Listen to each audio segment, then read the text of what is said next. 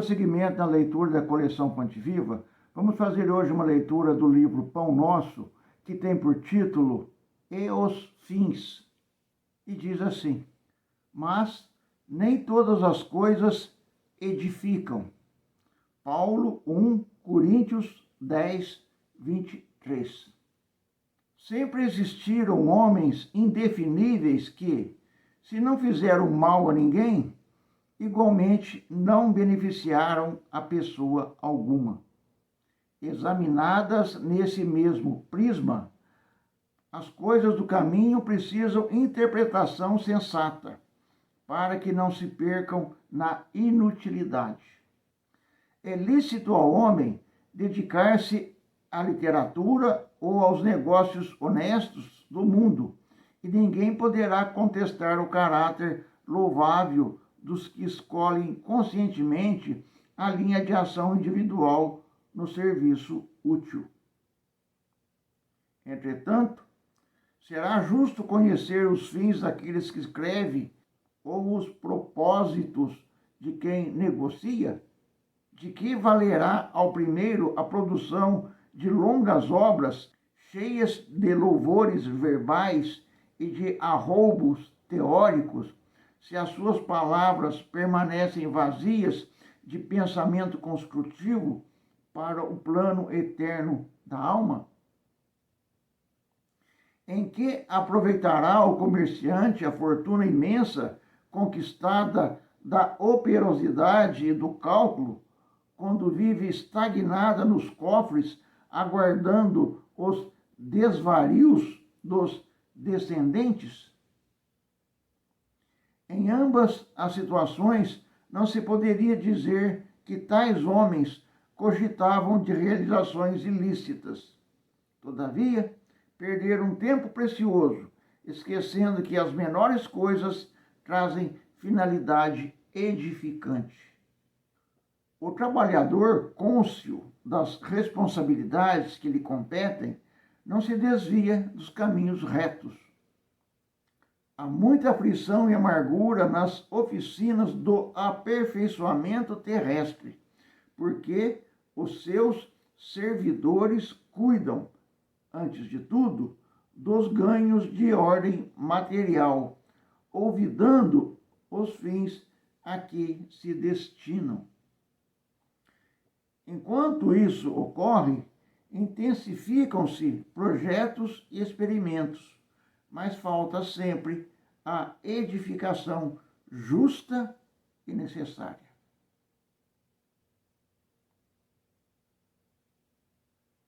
Aí está, meus irmãos, mais uma bela página trazida aqui pela psicografia de Francisco Cândido Xavier, pelo ditado do nosso irmão Emmanuel. Dessa vez ele faz uma reflexão das palavras de Paulo aos Coríntios. Nem tudo é edificante. A busca pelos valores morais, espirituais, a bem da verdade, fica sempre em segundo plano nas nossas atividades. E é por isso que existe tanta dor e tanto sofrimento. Porque quando nós buscamos apenas e tão somente as coisas da matéria, nós podemos termos os desfrutes das nossas conquistas. Nós podemos ter o reconhecimento das nossas obras, o ganho dos nossos negócios, mas se não tivermos também a aplicação dos valores espirituais conjuntamente com o esforço aplicado nos ganhos materiais, essas obras ficarão apenas para a questão material. E aí que está o problema, porque uma hora vai chegar a dor, uma hora vai chegar o sofrimento, uma hora vai chegar a angústia, tristeza, a decepção. E quando esses momentos chegarem, os valores materiais não nos darão o suporte necessário para isso. Infelizmente, a grande maioria passa por terríveis problemas porque se esqueceram do Espírito. Porque se esqueceram de Deus. Porque se esqueceram que nós estamos aqui de passagem. E aquilo que é importante para nós é a conquista dos valores espirituais. Às vezes as pessoas dizem, mas eu tenho que trabalhar para ganhar meu pão, para sustentar a família. Sim, é louvável, deve mesmo fazer isso. Mas nada impede de que você faça isso aplicando também os valores espirituais na sua jornada.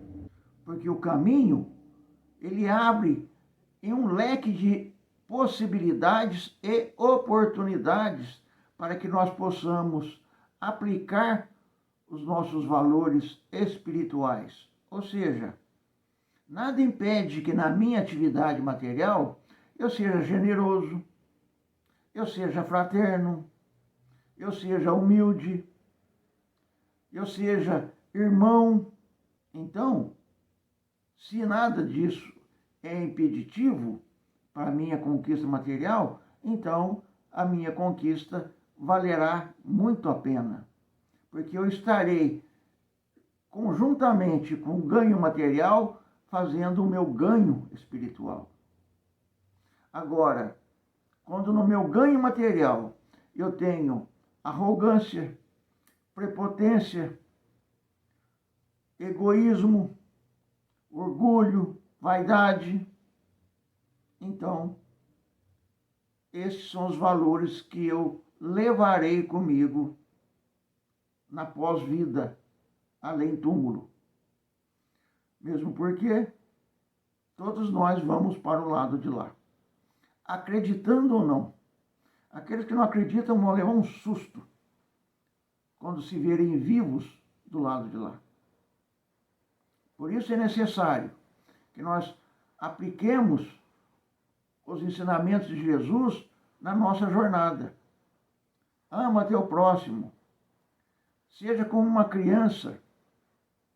Ou seja puro, verdadeiro, honesto, probo. Podemos também olhar à distância e ver aqueles que estão mais felizes à nossa frente. Muitas vezes são aqueles que poucas coisas têm de valores materiais, mas são ricos em valores espirituais. Então, meus irmãos, o nosso trabalho aqui se resume em duas coisas. Primeiro, obviamente, nos mantermos para não sermos um peso para o nosso próximo. Como Paulo diz, é preciso que eu me mantenha para que eu não seja um peso para o meu irmão.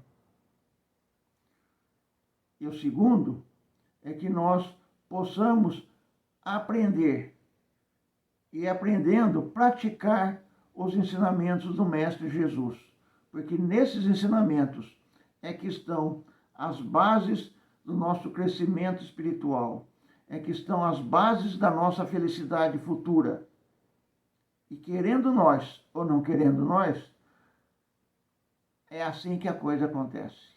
Jesus, ele, sabedor de como é a coisa para o lado de lá, veio aqui nos mostrar um caminho, nos ensinar em como nós podemos nos dar bem para o lado de lá.